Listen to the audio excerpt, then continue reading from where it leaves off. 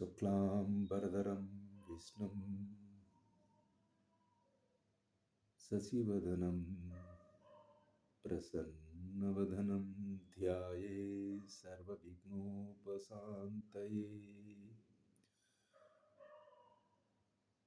మనం కురుక్షేత్ర రణరంగమున సైనిక పరిశీలనమనే భాగవతం, మహాభారతం వీటిలో శ్రీకృష్ణుడు అర్జునుడి మధ్యన జరిగిన సంవాదాన్ని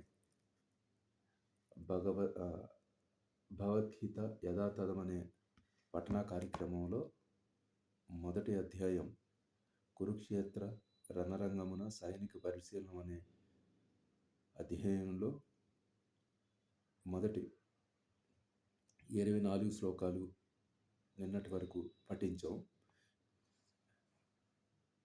ఈ పఠన కార్యక్రమం ఈరోజు అనగా 7 జనవరి 2026 మనం తదుపరి పఠన కార్యక్రమాన్ని కొనసాగిస్తూ 25వ శ్లోకం భీష్మద్రోణ ప్రముఖతః సర్వేషాం చ మహీక్షితాం ఉవాచ పార్థ పశ్చైతాన్ సమవేతాన్ కురూనీతి. భీష్మ పితామహుని ద్రోణ గురువైన ద్రోణుడు ప్రముఖత నమ్మకంతో అందరూ కలిసి మహీక్షితం అంటే భూపాలకులు ఉవాచ పలికారు. ఏమని అంటే, ఓ పృథ కుమార చూడుము, వారందరినీ సమావేశమైన కురువంశీయులందరినీ ఏ విధంగా కోరారంటే, భీష్ముడు, ద్రోణుడు మరియు ఇతర పాలకులందరూ వారి సమక్షమున భగవానుడు ఏం చెప్పాడంటే, ఓ పార్థ, ఇక్కడ సమావేశమై కురువంశీయులందరికీ చూడుము అని. ఈ సమస్త జీవుల్లో నెలకొని ఉన్న పరమాత్మ శ్రీకృష్ణ భగవానుడు అర్జునుడిని మనసులోని ఆలోచనలన్నీ గ్రహించెను. ఈ విధంగా ప్రయోగించబడిన ఋషికేశ్తో తన పదప్రయోగమును భగవానుడు సమస్తమును ఎరిగి చూచెను అని ఈ విధంగా ఈ శ్లోకం యొక్క సారాంశం మనం తెలుసుకోవచ్చు. దీని తర్వాత తదుపరి 26వ శ్లోకం తత్రాపశ్యత్ స్థితాన్ పార్థః పితॄనద పితామహాన్ ఆచార్యనాత్మాతులాన్ భ్రాతూన్ పుత్రాన్ పౌత్రాన్ సంఖీస్తథా స్వసూరాన్ సుసుహృదస్యైవ సేనాయోరుభయోరపి. ఈ శ్లోకం యొక్క సారాంశం ఏంటంటే, ఈ భగవానుడు వాచలో జరిగిన భగవానుడిలో ఉన్న ఈ హృదయంలో ప్రతి ఒక్క ఆత్మ యొక్క ప్రతిబింబాన్ని ఈ అర్జునుడు ఇరుపక్షాల సేనల్ని నడుము నిలిపిన అర్జునుడి యొక్క తండ్రులు, తాతలు, గురువులు, మేనమామలు, సోదరులు, పుత్రులు, మనుమలు, మిత్రులు, అట్లే తన మామలను, హితులను చూచెను. అంటే ఈ బంధువర్గము గురువు తన దైనందిక జీవితంలో రక్త సంబంధీకులుగాను, లేకపోతే తనకు తెలిసిన విద్య నేర్పిన ఏదో విధంగా తెలిసిన ఈ మొహాలు ఈ రణరంగములో చూచాను అని చెప్పి ఈ యుద్ధరంగం అర్జునుడు బంధువులు చూచాను. వారి యొక్క ముఖ కవలికలు, స్థితిగతులు ఏ విధంగా ఉన్నాయని చెప్పి తన తండ్రికి సమకాలికులైన భూరీశ్వరుడిని, భీష్ముడు మరియు సోమదత్తులు వంటి తాతలను, ద్రోణాచార్యుడు వంటి కృపాచార్యుడు వంటి గురువులు, ఈ విధంగా అనేక రకాల వ్యక్తులు, శల్యుడు, సకిని వంటి మేనమాములు, దుర్యోధని వంటి సోదరులు, ఇలాగ అనేక రకాల తర్వాత లక్ష్మణు లక్ష్మణు అటువంటి పుత్రులు వీరందరూ ఎదురెదురుగా నిలబడి ఉన్నారు. వారి మధ్యన 2 గ్రూపుల మధ్యన నిలబడి తన రథాన్ని నిలిపి వాళ్ళందరినీ చూస్తున్నాడు. తర్వాత శ్లోకం 27. తాన్ సమీక్ష్య స కౌంతేయః సర్వాన్ బంధూనవస్థితాన్ కృపయా పరాయ విష్ణో విషీదన్నిధమబ్రవీత్. వారందరినీ చూచిన తర్వాత అతడు కుంతీపుత్రుడు నానా విధాలుగా అందరినీ బంధువులు చేరి ఉన్నట్టి ఆ ప్రాంగణంలో దయ అధికమై ఆవరించబడింది. చింతిస్తూ ఇట్లు చెప్పాడు. ఏ విధంగా అంటే, నానా విధాలుగా చూసిన వీరందరినీ మిత్రులను చూడగానే కుంతిపుత్రుడైన అర్జునుడు దయాద్రుడై హృదయుడై ఈ విధంగా చెప్పాడు. ఏంటంటే, అర్జున ఉవాచ శ్లోకం 28. దృష్ట్యేమం స్వజనం కృష్ణ యుయుత్సవం సముపరిస్థితం సీదంతి మమ గాత్రాణి ముఖం చ పరిశుష్యతి. అర్జునుడు ఏం పలికాడంటే, వీరందరినీ చూచిన తర్వాత దాయాదులు, ఓ కృష్ణ, యుద్ధోత్సాహంతో సమావేశమైన కనిపించుచున్న నా యొక్క శరీరావయములు, ముఖము వాటితో పాటు ఎండిపోయి చూచెను. అంటే కృష్ణ, యుద్ధోత్సాహంతో నా ఎదుట నిలబడి ఉన్న మిత్రులు, బంధువులు అందరినీ చూచిన తర్వాత నా శరీర అవయవములు కంపించెను, నోరు ఎండిపోయాను అని చెప్పి ఈ శ్లోకం యొక్క సారాంశం.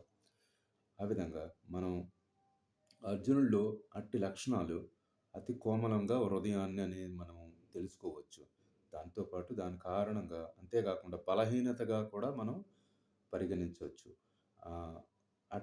ఆ విధమైన ఆ కోమలత అన్న హృదయాన్ని శుద్ధ భక్తుని లక్షణం. దాంతోపాటు భాగవతం, శ్రీమద్భాగవతంలోని 6వ అధ్యాయం 18వ శ్లోకంలోని ఈ విధంగా చెప్పాడు. యస్యాస్తి భక్తిర్భగవత్య కించిన సర్వైర్గుణైస్తత్ర సమాసతే సురాః హరావ భక్తస్య కుతో మహాత్గుణా మనోరథేనాపతి దావతో బాహి. దేవాది దేవుడైన పట్ల అచంచలమైన భక్తి కలిగి ఉన్న కేవలం అది దేవతల సమస్త సద్గుణములను కలిగి ఉండును.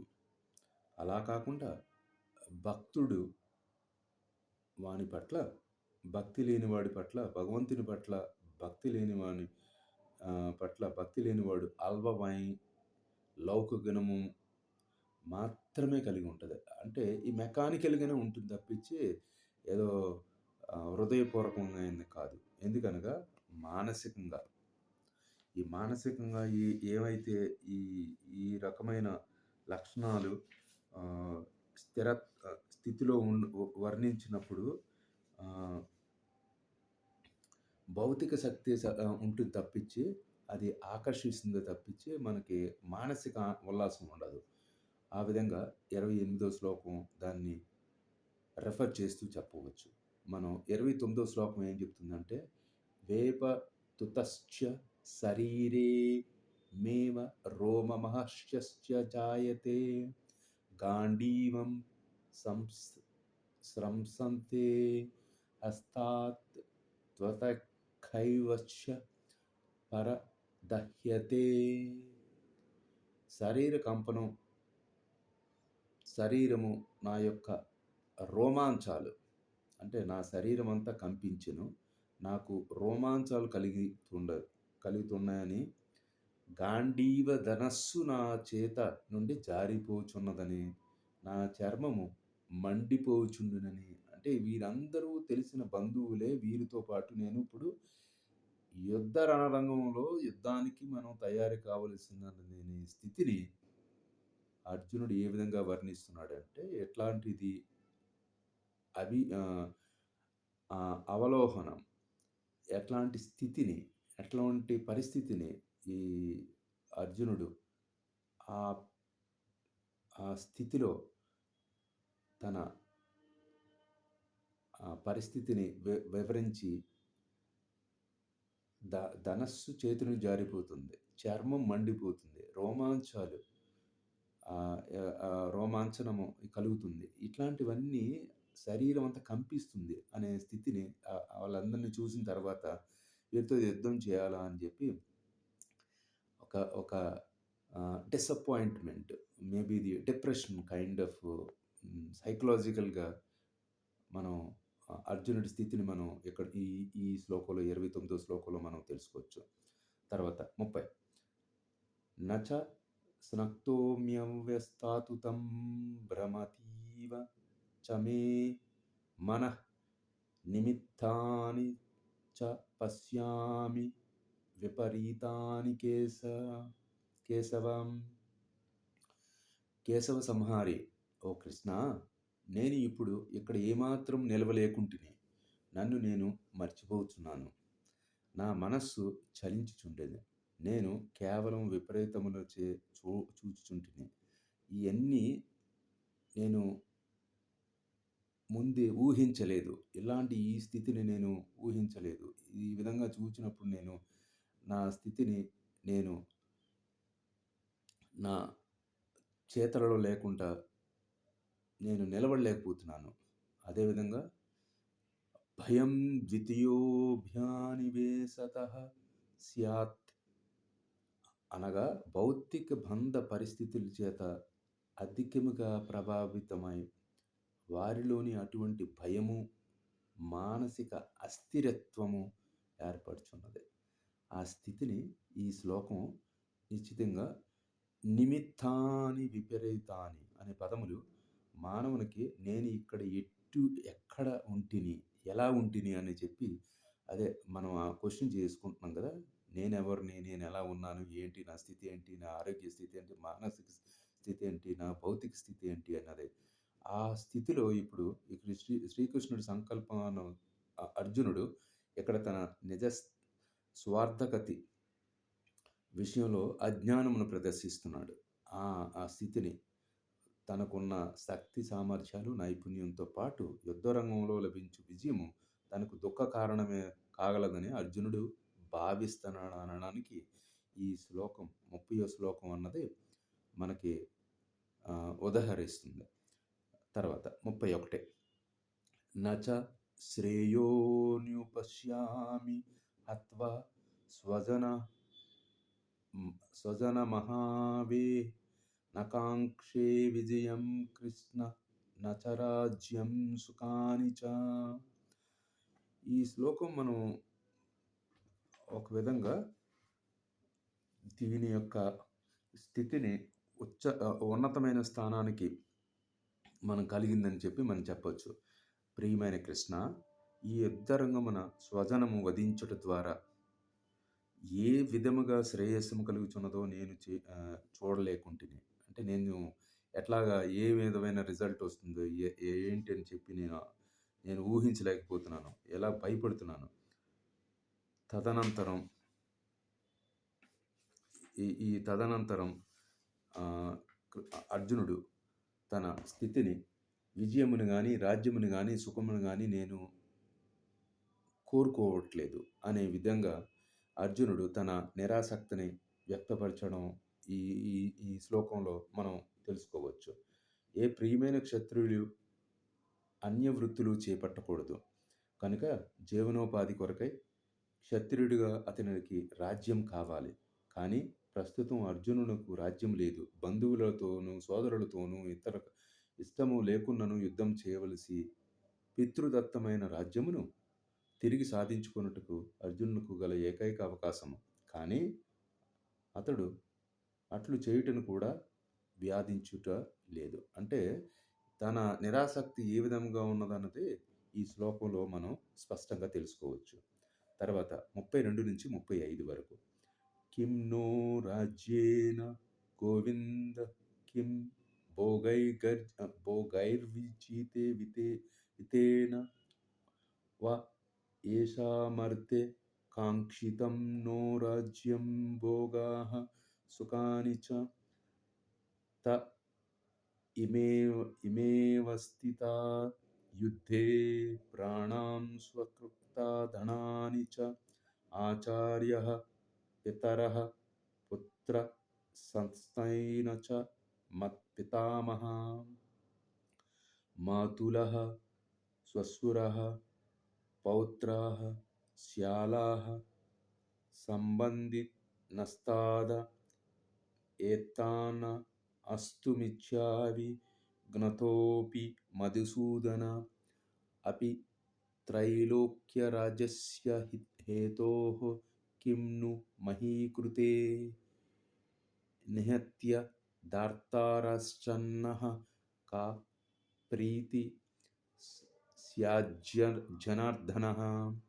ఈ శ్లోకం 32-35 వరకు మనం ఏ విధంగా అర్థం చేసుకోవచ్చు అంటే, ఓ గోవింద, మేము ఎవరి కొరకు రాజ్యమును గాని సుఖమును గాని చివరకు జీవితంలో కోరుకున్నటువంటి వారందరూ కూడా ఈ యుద్ధరంగమున సన్నద్ధమై నిలిచినప్పుడు, మనం ముందుగా చెప్పుకున్నట్టు వారి బంధువులు, గురువులు, పితామహులు, పుత్రులు, అనేక రకాల చుట్టరికాలు కలిగిన ఈ వ్యక్తులందరూ ఎదురు నిలిచినప్పుడు ఈ రాజ్యాదుల చేత మాకేమి ప్రయోజనం అని క్వశ్చన్ చేసుకుంటున్నాడు. ఓ మధుసూదన, చూడు, గోవిందుడు ఇప్పుడు మధుసూదనుడు. ఈ అర్జునుడు కృష్ణుని సంబోధిస్తున్నది. గురువులు, తండ్రులు, పుత్రులు, తాతలు, మేనమామలు, మామలు, మనుములు, బావమరుదులు, ఇంకా ఇతర బంధు వర్గమంతా తమ ప్రాణాలను సంపదలను వీచుటకై సంసిద్ధులై నా ఎదుట నిలిచి నన్ను వధింపదలుచునను. నేను ఎందుకు వారిని వధింపవలను? ఇది సెకండ్ క్వశ్చన్. Third one.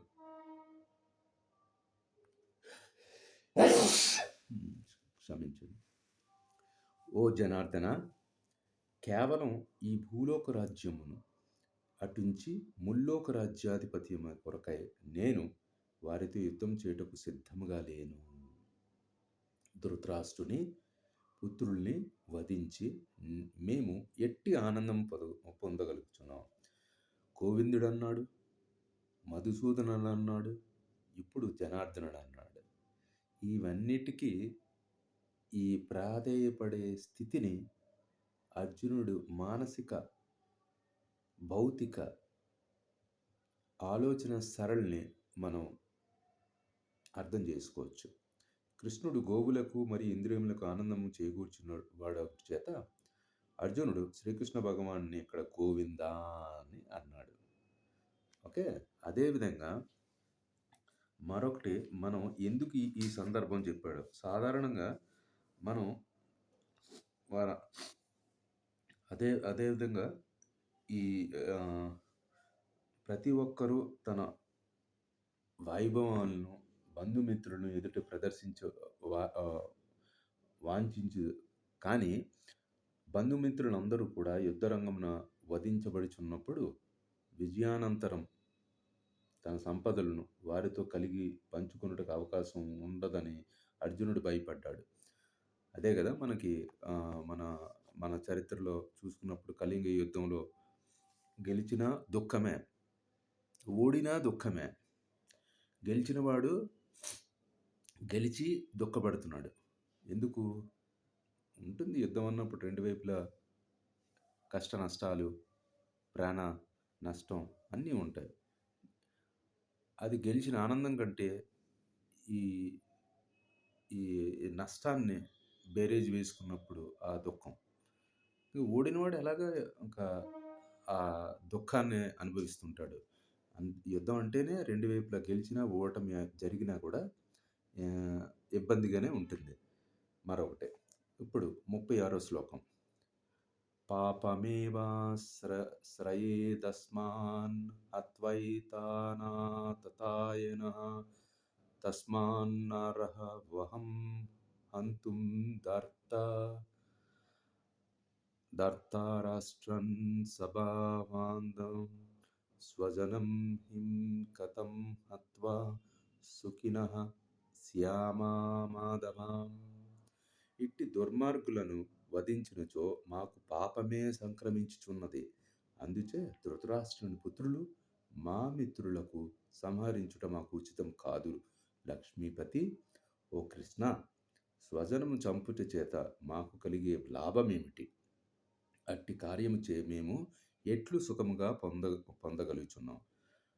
ఈ వేద నిర్దేశానుసారం విషం పెట్టువాడు, గృహమునకు నిప్పు పెట్టువాడు, మారణాయుధాలతో దాడి చేయువాడు, సంపదలను కొల్లగొట్టువాడు, ఇతరుల భూమిని ఆక్రమించువాడు, ఇతర భార్యలను చేపట్టేవాడు అను 6 రకముల దుర్మార్గులు కలరు. ఈ 6 రకాలు కూడా ఇక్కడ ఉదహరించుకోవడానికి ఈ భగవద్గీతలో ఈ ఘట్టాలని మనం స్పష్టంగా మనం తెలుసుకోవచ్చు. వాటిని మనం క్రోడీకరించుకోవచ్చు. అర్జునుడి విషయంలో దుర్మార్గంగా ప్రవర్తించిన వారు కేవలం అతని తాత, గురువు, మిత్రులు, బంధువులు, పుత్రులు, మనుమలు వంటి ప్రత్యేక బంధువర్గం, అంటే కుటుంబ సభ్యులు, తెలిసిన వాళ్ళు, గురులోకంలో గురువులు సహాయం చేసిన విద్య నేర్పిన వారు కనుక సాధారణ దుర్మార్గుల పట్ల చూపు కఠిన విధానము తాను వారి పట్ల చూపరాదని అర్జునుడు భావించాడు. అదేవిధంగా ఈ సందర్భంలో అర్జునుడు కృష్ణునికి ఇక్కడ మాధవ అని సంబోధించటంలో విశేషం కలదు. ఎందుకంటే లక్ష్మీపతి శ్రీకృష్ణుడు తనను చివరకు దయతలిచెను. నిజమునకు శ్రీకృష్ణుడు ఎవరికి దురదృష్టము కలిగించదు. ఇది తన భక్తులకి చెప్పేందుకు ఇది తన అనుబంధాన్ని తెలియజేస్తుంది. మన శ్లోకం 37, 38.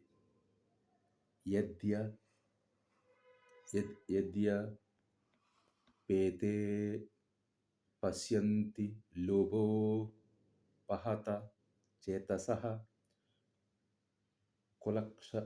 కులక్షయకృతం దోషం మిత్రదోహే చ పాతకం కథం న జ్ఞేయమస్మాభిః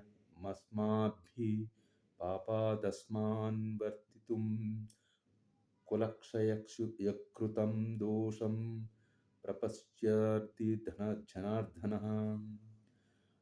అంటే ఈ శ్లోకం 37, 38 ఏం చెప్తుందంటే, ఓ జనార్దన, లోభము చే ఆవరించబడిన హృదయము గల వీరందరూ కుల సంహారంలో గాని, బంధువులతో కలహించుట గాని దోషం చూడలేకుంటున్నారే. వంశనాశనంలో దోషం చూడగలిగిన మేమెందులకు ఇట్టి పాపకార్యమునకు నియుక్తులం కావాలి అని అనుకుంటున్నారు. ఇది 37, 38 యొక్క సారం. 39.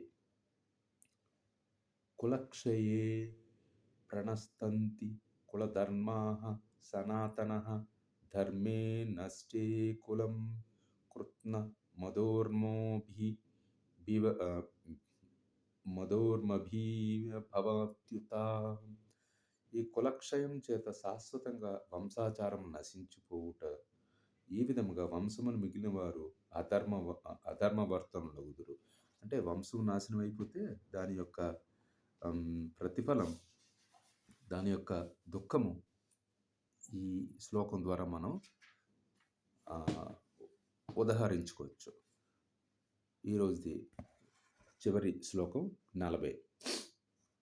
అధర్మాభిభవాత్